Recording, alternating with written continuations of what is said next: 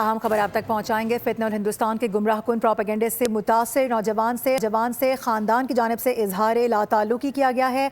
Gwadar press club में शब्बीर अहमद के अपने चचा कमश अहमद के हमरा प्रेस कॉन्फ्रेंस सामने आई है और उसमें क्या कुछ कहा गया है, इसी हवाले से बात करेंगे।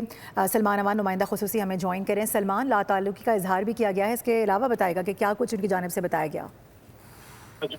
सूरत हाल है, अब जो मुख्तलिफ लोग हैं जो बहकावे में आए थे फितना और हिंदुस्तान के, खासतौर पर BLA BYF की अगर आप बात करें, उनका जो ट्रू फेसेज हैं दुनिया के सामने आ रहे हैं। और जो सिर्फ ये गवादर वाले नौजवान नहीं बल्कि इससे पहले भी गुज़िश्ता रोज भी हम बात कर रहे थे, 3-4 नौजवान अपने अहले खाना समेत सामने आए थे और सबका यही कहना है कि ये नाम नहाद सरदार जो हैं महरूमी के नाम के ऊपर, हक देने के नाम के ऊपर उन लोगों को, खासतौर पर बलूचिस्तान के दूर दराज पसमानदा इलाकों में रहने वालों को बहका रहे हैं। और ये इनका बहकावा जो है अब मजीद नहीं चलेगा, क्योंकि BLA भी जो हो या BYF हो, उनके असल चेहरे दुनिया के सामने आ चुके हैं कि ये बैरूनी फंडिंग के ऊपर, खासतौर पर भारतीय फंडिंग के ऊपर काम करने वाले अनासिर हैं।